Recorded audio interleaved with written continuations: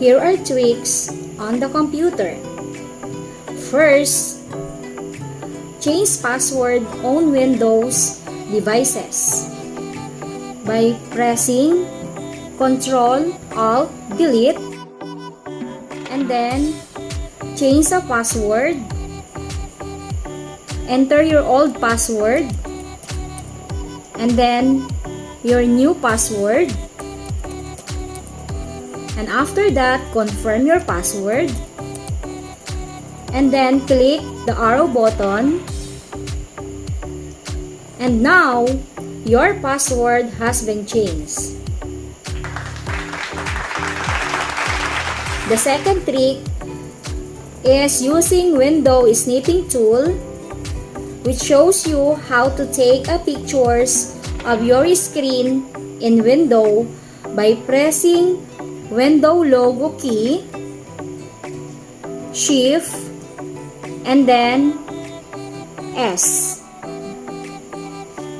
Using your mouse, drag it to the part of the pictures that you want to snip, and then release it. Here are the interface of Windows Snipping Tool. We have here New, Cancel, and then Option. In this arrow, these are the mode. The interface are Freeform Snip, Rectangular Snip, and the Window Snip. To start with a snip,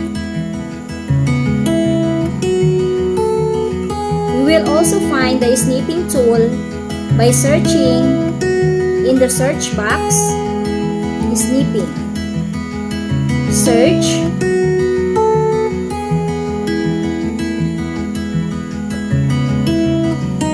Snipping. And then click New. And after that, using your mouse, drag it to the pictures that you want to capture and then release it. You will save these pictures as save as, for example, Marley. Save.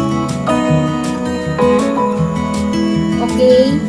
Or you may copy or just Ctrl-C, and if you want to paste it to the open